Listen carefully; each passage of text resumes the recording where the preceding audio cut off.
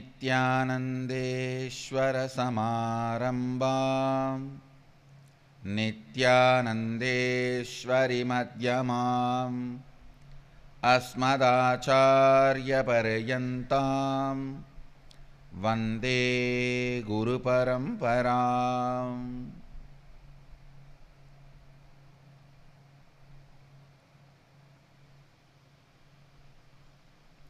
I welcome all the devotees, disciples, visitors, viewers, Sarvanyapeta Yajamans, Srimahans, Mahans, Kotaris, Tanedars, everyone who are sitting with us through Nityananda TV, Facebook Live, YouTube Live, two-way video conferencing, having Nayana Diksha all over the world. Let me enter into the third and fourth verse of the Kena Upanishad, which I was talking yesterday.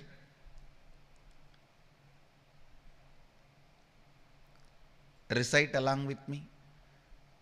Natatra chakshur gacchati, navak gacchati, no manah, na vidmo, na vijanima, yadaidat anusushyat, anyadeva, tatvididat, ato avidat ati, idi, shushruma purvesham, yenastat, vyachachakshire. Listen.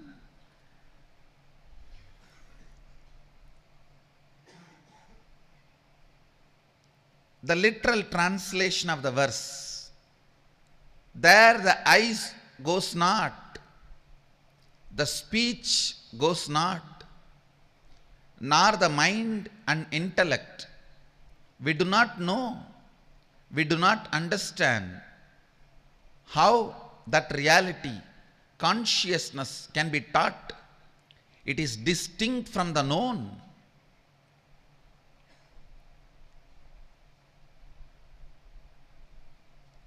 As it is far beyond man's finite objective nature. That is what the mind, eyes, ears or speech or senses can perceive.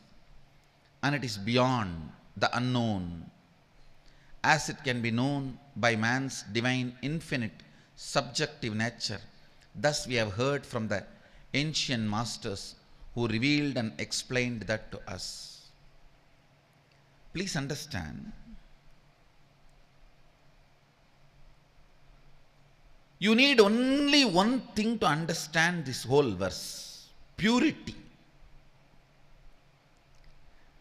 I am not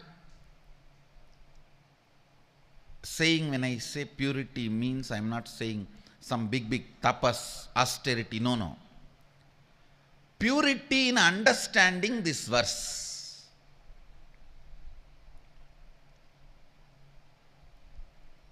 Anything which you can see, which you can visualize, is not the ultimate. Anything which you can speak or which you can verbalize internally is not ultimate. Anything which you can conceptually explain or think through is not that ultimate. Listen carefully. Human mind's greed to grasp everything and bring it under our frame should be sacrificed when it comes to the ultimate. That is where authentic experience happens. Please listen.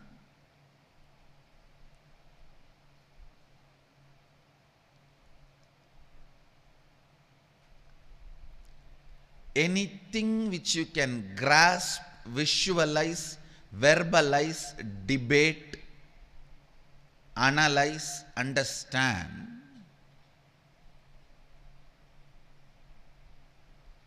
cannot be the ultimate. I just wanted to remind you the lesson I got from Swami Vairagyananda, which I was sharing yesterday.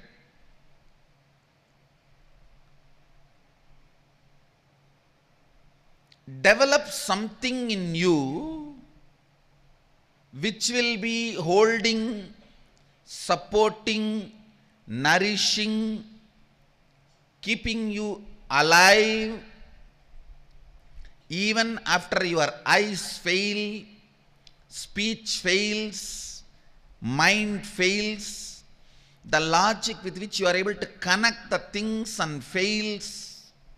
Listen, when your sugar level goes low, your visualization capacity will collapse.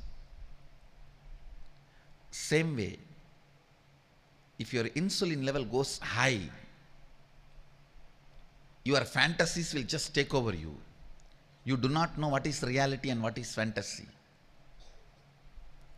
If your salt level goes low, your verbalization will lose its power. You will not be able to connect and see.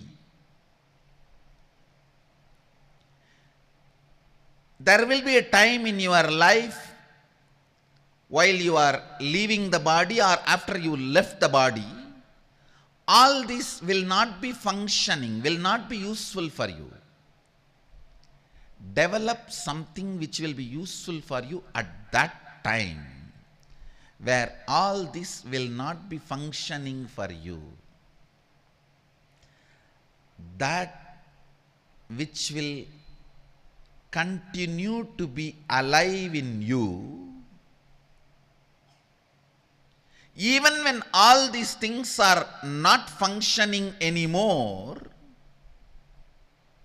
That is what I call the goal of life, Nirvikalpa Samadhi, space of Sada Shivoham. Understand? Even when I say the word Sada Shivoham, don't think you understand something. If you think you can grasp that word Sadashiva, it is not Sadashiva. Actually, if you read the original Kashmiri Shaivite text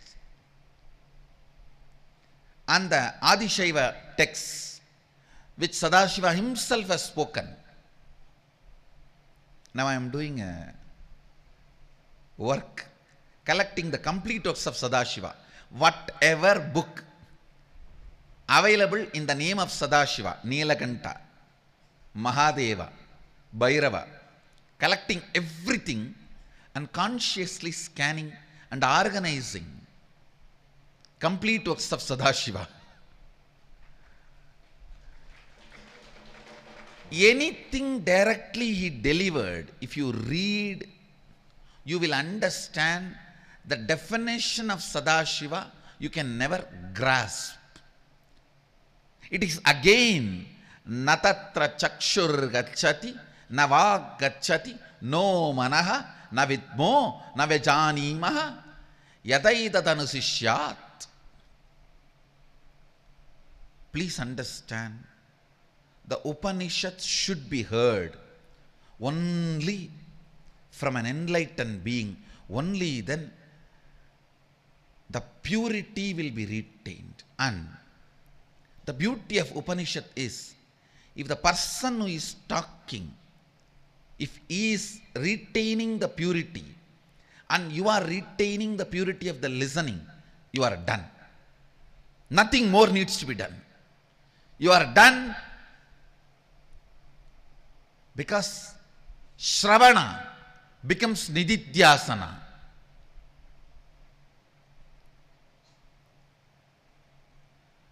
That is why I always tell people, do not read Upanishads from unenlightened sources. See, there are many people who provide alternative readings. Max Muller is a criminal. Forget about him. He's an intellectual criminal. He did what he did only to abuse Hinduism. Forget him. But in the modern day, many people are trying to provide alternative readings. Never read Upanishadic truths from their alternative reading, the alternative styles. Please understand, as long as they do not touch our Shruti, I don't mind what they are doing. But they have no right to give an alternative reading style for our Shruti. See, if they try to give an alternative reading for Rama, Krishna, all that, I am not accepting what they are doing, but I don't mind, it's okay. Because our incarnations are there to be cherished by people as they want.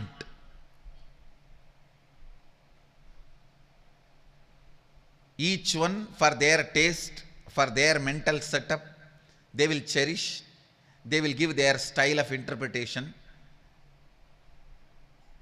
But no one has right to give alternative style of reading or understanding when it comes to Shrutis, Upanishads. Please understand, because this is the core of our life. See, there are two methods atomic energy is generated. One, trying to put both two atoms, hit both of them, merge both of them, and manifest energy. Another one, try to break one atom, and then the energy starts exploding, manifesting. See, these yogic methods are all where two atoms are, where they are trying to put two atoms unite.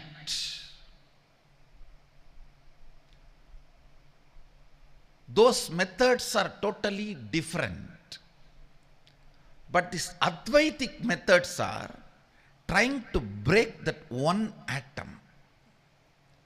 The method, system, the effects, side effects, everything is different.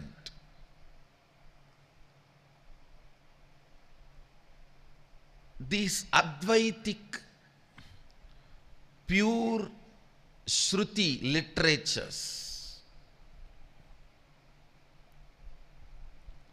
should not be commented, interpreted. The alternative reading styles, thought currents on these Upanishads should not be tolerated. Not only that, please do not read Upanishads from unenlightened sources. Because the second verse of the Kenopanishad, if you see the second verse of the Kenopanishad, Shrotrasya Shrotram Manaso Manoyat Vachoha Vacham Savu Pranasya Pranaha Chakshus Chakshuhur Atimushya Dhiraha Pretyas Mallokat Amrita Bhavanti. The verse, the whole verse is not at all pointing to somebody, something. It is only intensifying your pure questioning. It's a method of breaking one atom, opening up one atom and manifesting the energy. It is not a method of trying to put two atoms together, hit them, try to unite them and manifesting the energy. No. Please understand. If something is defined and you are asked to move towards that, It is putting two atoms together, hitting both the atoms and manifesting energy. That's the method of yoga. But if you are breaking one atom and making the energy manifest, that is method of the Shuddha Advaita, the Advaita. See, when it comes to incarnations, avatars, Rama, Krishna,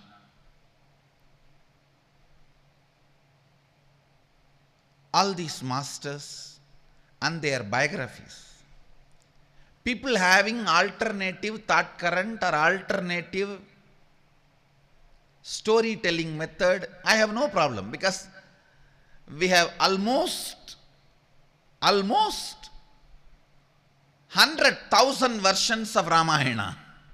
That's the way we cherish Rama. But this modern day alternative reading style interpreters should not be touching the core concepts of Hinduism. They should not try to become authority on Shruti. The danger is, in the modern day, people don't know what is Shruti, what is Smriti. So all these alternative thought reading providers, all of them are trying to play with the Smriti itself, with the original source text itself. That is where the whole problem starts. The other day I was reading one of these alternative style guys. He is very comfortably interpreting the Kena second verse as if it is showing, declaring consciousness. And he is using this verse even to define consciousness. No. The second verse, nowhere it uses the word, any word which even can be remotely translated as consciousness. Shrotrasya shrotram, manaso manoyat, vachoha vacham, savu pranasya pranaha, chakshush chakshu, atimushya dhiraha, pretya smallokat amrita bhavanti. Over. Nowhere even a word exists which can be remotely translated as consciousness. But very comfortably, these so-called modern day interpreters go on translating this verse adding the word consciousness. Consciousness is the year of the year. They go on adding everything they want. Understand the beauty? Here in this verse, I need to explain one more thing. In English, only singular and plural. In Sanskrit, it is not. Singular, dual, plural. So this verse, second verse, when it comes to Shrotra, ear, dual is used. When it comes to mana, singular is used. When it comes to Vacha, singular is used. When it comes to Chakshu, plural is used. Means 3 eyes, not 2. Understand? When it comes to ears, dual is used. When it comes to manas, singular word is used. When it comes to vak, singular word is used. When it comes to prana, singular word is used. When it comes to chakshu, plural word is used. More than 2. Not 2. More than 2. Means 3. Or more than 2. Our masters were in high conscious frequency. Even in their poetry, they do not miss what they are trying to convey. So when they have not used the word which can even be remotely translated as consciousness, and if you insert that word into this verse, the whole thing is collapsed. This modern day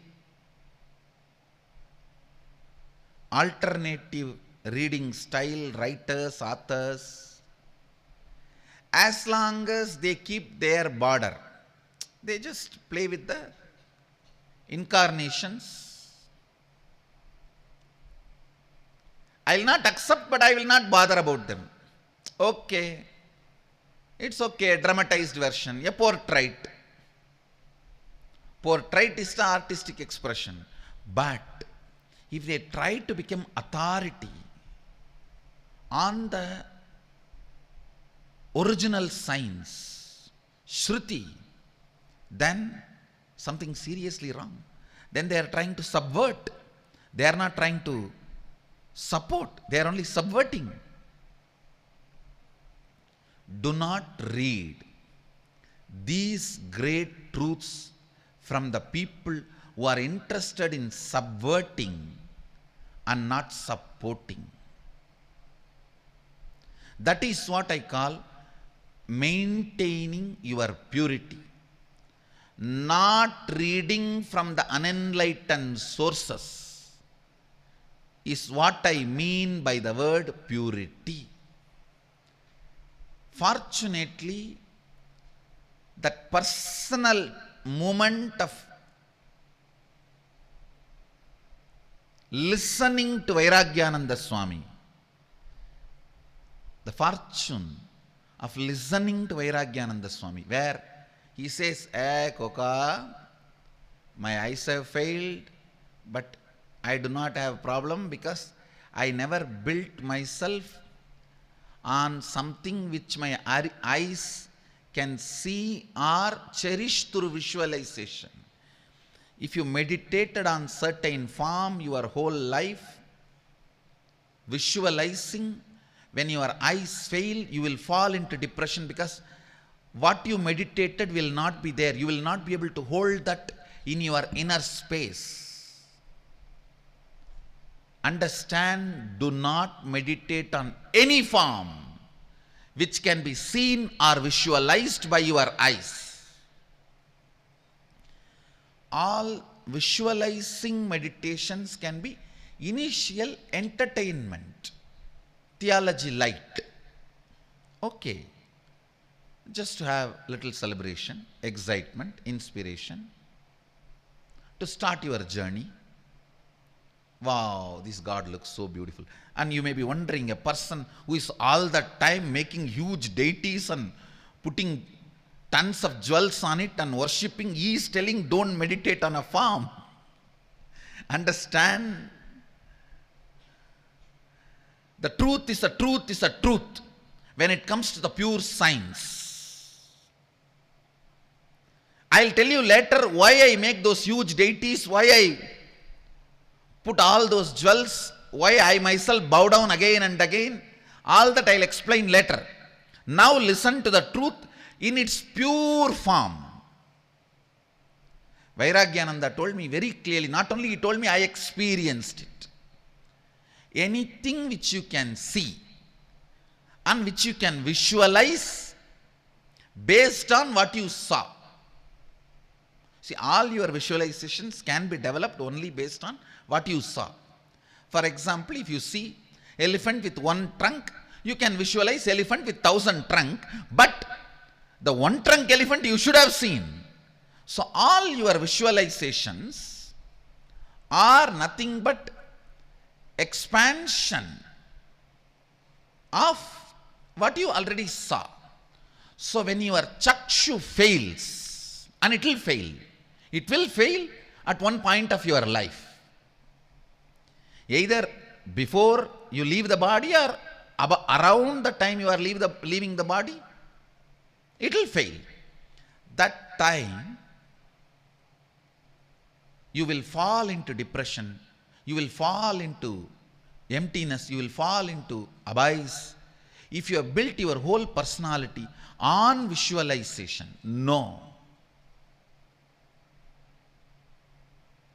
Same way, if you have built your personality only on verbalization, means on some ideas, concepts, speaking or internally verbalizing, even if it is a great mantra, when the verbalization fails, you will fall into depression. No.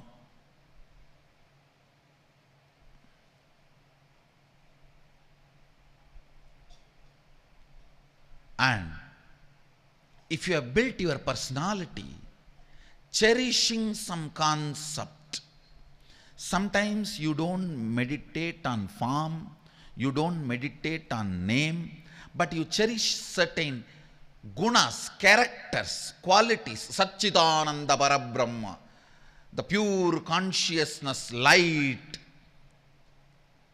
intelligence, bliss, all these concepts, your cognitions, even if you contemplate and meditate and build your personality on that, when your ability to connect, when your intellect fails, you will fall into depression, because your intellect also will fail before you leave the body, before you die. The only thing which does not fail even after all these fails is the space of unclutching, Nirvikalpa Samadhi. From the beginning, start building that. More and more time, energy, life should be spent by every individual to build that safe chamber in your inner space where unclutching is experienced, where complete completion is experienced, where perpetual completion is experienced, where Sahaja Samadhi is experienced, where Nirvikalpa Samadhi becomes your personal reality. Understand? Only the space which cannot be visualized, which does not need to be remembered, which cannot be remembered, which cannot be verbalized, is your safe chamber. Only that is the essence of life. Understand? This is the most important lesson I got from Vairagyananda Swami. Not what you left matters, how you left matters. Not what you left when you leave, but how you left matters. Ramakrishna says beautifully, if you are going to a new place, first find a lodge, put all your luggage, then go around and enjoy the whole place, because you know you can always come back and you have a safe place in the night. Same way I tell you, first find that Nirvikalpa Samadhi chamber inside you, put all your luggage and rest, then go around and enjoy everything, because you know you can always come back and rest there when you are supposed to leave the planet Earth or leave the life.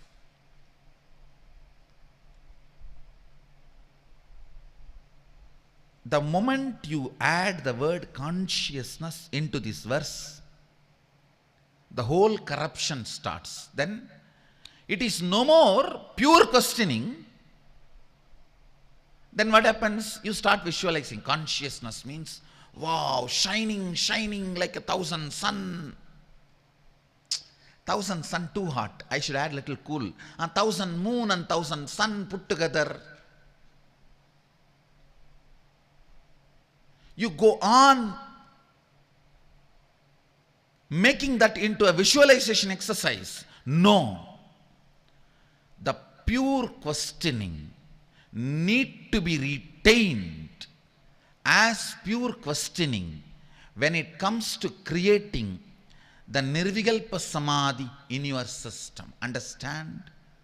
One more thing. From this truth of Nirvikalpa Samadhi, if you operate, the powers manifest in you is Shaktis. It is like breaking the atom and powers manifesting.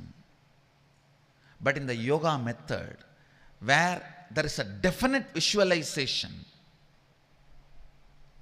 and definite identity about you, these both are made to merge. When they both hit each other, the energies expressed are siddhis. That whole science is different. This whole science is different.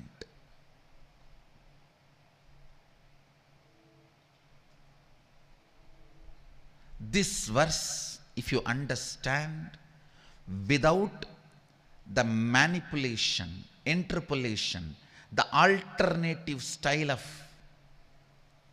reading, without adding the idea of consciousness into it, because nowhere the verse even remotely as a word, nowhere this verse has a word which can be even remotely translated as consciousness. No. It's only very clearly saying, Shrotrasya Shrotram Manaso Manoyat Vachoha Vacham Savu Pranasya Pranaha Chakshus Chakshuhu Atimushya Dhiraha Pretya Smallokat Amrita Bhavanti. If you retain the purity of this verse, you will understand the answer which Upanishad is trying to give through this verse is pure questioning. Going on and on and on unclutching. Going on and on and on into completion.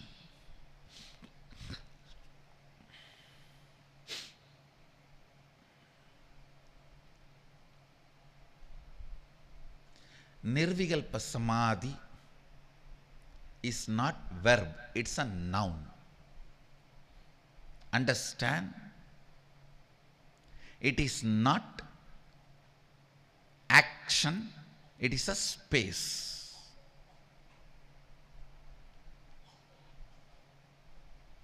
The pure questioning is an action which leads to Nirvikalpa Samadhi, which is not action, which is the pure space. But any visualization is a verb, action. You need to go on holding it, maintaining it, retaining it, supporting it. If something needs to be supported, it cannot be Nirvikalpa Samadhi. If something needs to be done, it cannot be Nirvikalpa Samadhi. If something needs to be, you need to hold on, you need to keep that alive, it cannot be Nirvikalpa Samadhi.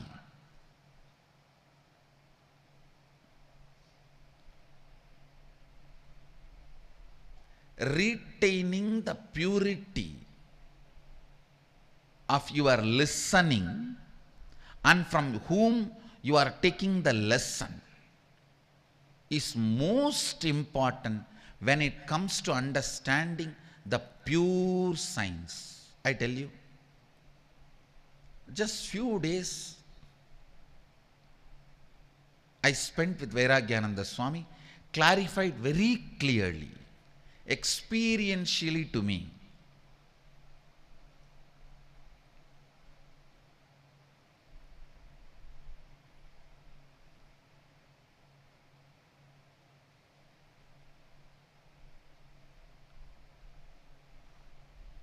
When your ability to see and visualize fails, your ability to think, talk, verbalize fails, your ability to connect the memory and make meaning out of it fails, When all these fails, what can hold you?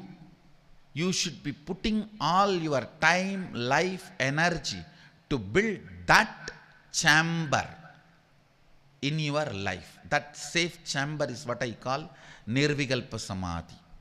And I want to tell you, it is not difficult as yogis make you believe.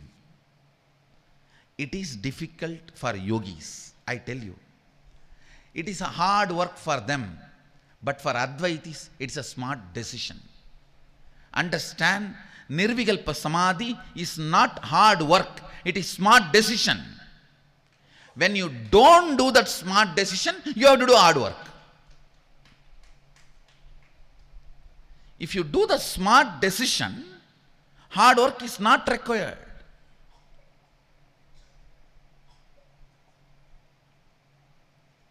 It is as simple as try to fast for 1 or 2 days. When your body gets dehydrated, continuously try to be unclutching, try to be completing, and go on to the source. Actually, 1 or 2 days of fasting, when I say fasting, not only no food, no TV, no visualization, feeding inside, no iPad, no Facebook, nothing. All 5 senses, just fast for 1 or 2 days. When you feel dehydrated, those moments, go on doing that smart decision of unclutching, unclutching, unclutching, completion, completion, completion, without holding on to anything. Sometimes even the great fantasy of your Ishta Devata will appear. Don't hold on, don't support. Sometimes even my form will appear. Don't hold on, don't support. Go on unclutching, unclutching, unclutching.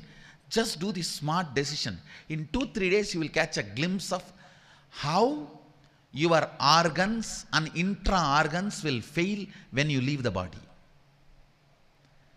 That will make you take smart decision. Smart decision is Advaita, hard work is yoga.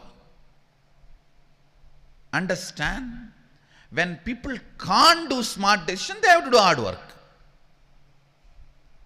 But if you can do smart decision, you don't need hard work. People ask me, many people, even sincere Hindus, they ask me, how can the powers manifest so easily in hundreds of people around you? There is some magic you are doing. Array, if I am interested in showing myself as a great mystical, mysterious, the branded, alone possible personality, I know that drama, I know that game. No, I am neither interested nor that can be true as per the Vedic tradition. I am very clear. It is a simple science, too simple than chewing gum.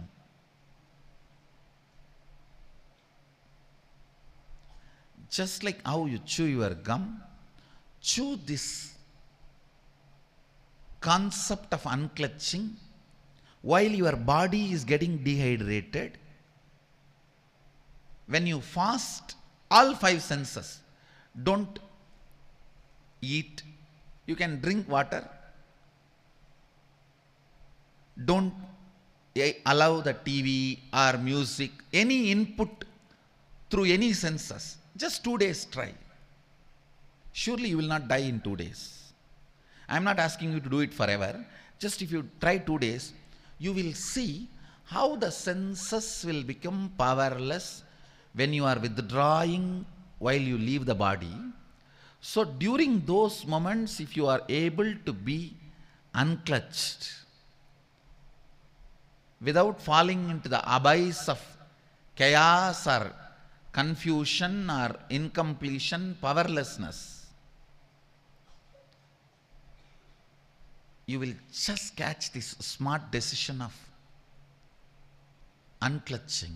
Not only that, it will start manifesting Shaktis in you.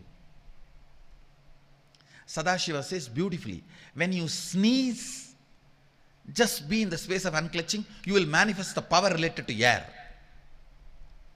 Please understand, when you sneeze, it's actually one of the technique he gives in Vijnana Bhairava Tantra, which is one of the most powerful agama. There are 10 agamas: Shiva Sutra, Vijnana Bhairava Tantra, Mrigendra Agama, and Mahanirvana Tantra. These 10 agamas, straight techniques. While you are sneezing, if you can just unclutch, suddenly the whole circuit of the air energy, the prana will be available to you. You will have it like the whole software's password, the whole network's password, you will catch it.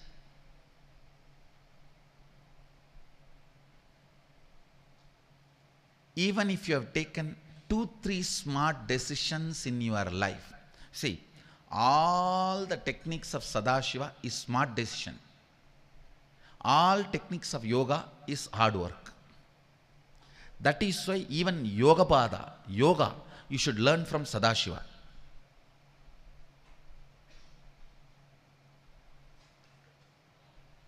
Because yoga, even yoga, he looks with the eyes of smart decision, not with the eyes of hard work.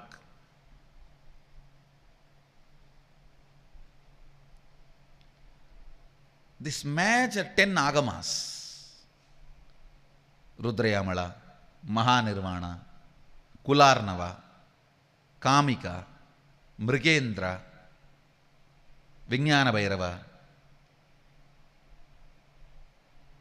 If you see the techniques, everything with this base of smart decision, making you take smart decisions during the right moments.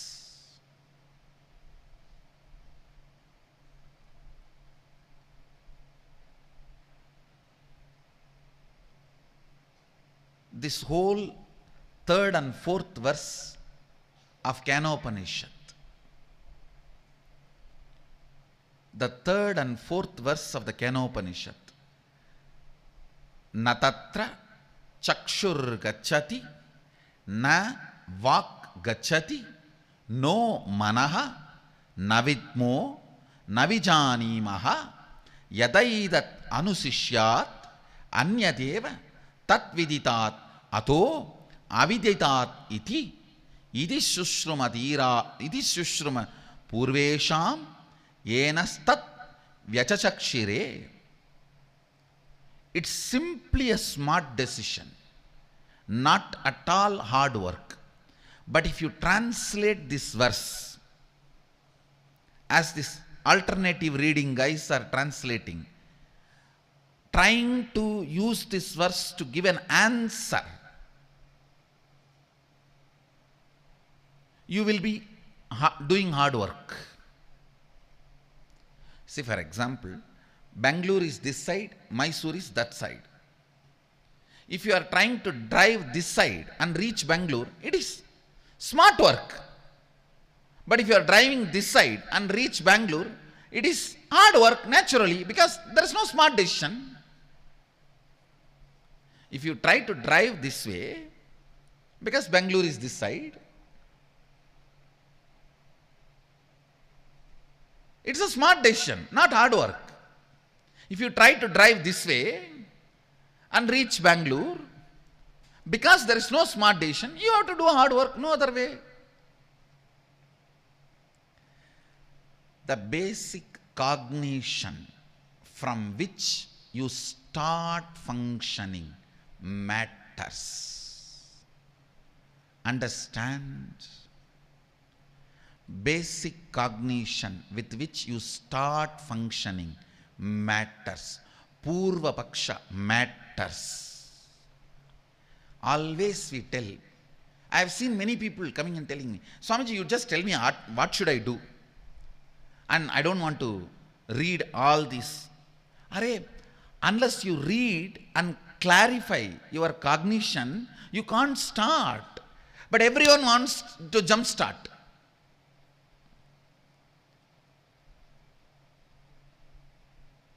Just the jump starting,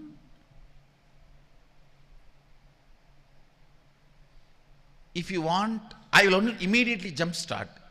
You will be doing only hard work, because many of the cognitions need to be altered, cleared. You need to do the Purvapaksha about you. Only then your action will be smart decision, not hard work. Only then it will be smart decision, not hard work.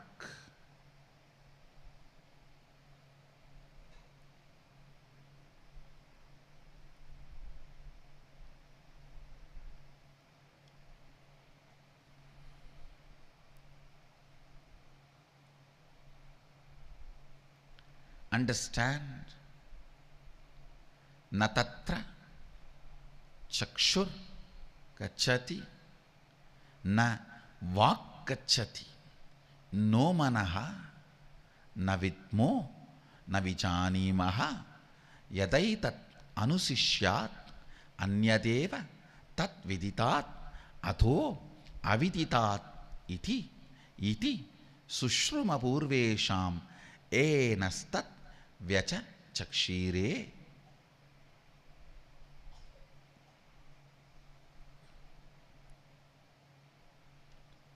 Let the whole effort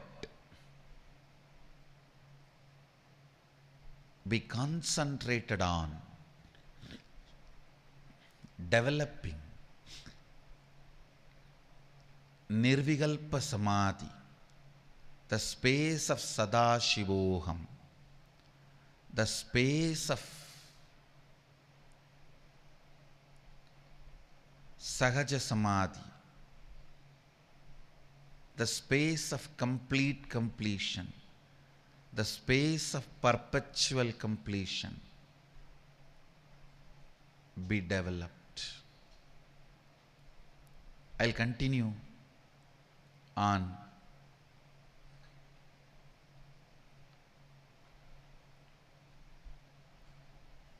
the details, the sacred secrets elaborately in further satsangs. I bless you all. Let's all radiate with integrity, authenticity, responsibility, enriching, causing, living Shuddhadvaita Saivam, the eternal bliss, Nityananda. Thank you. Be blissful.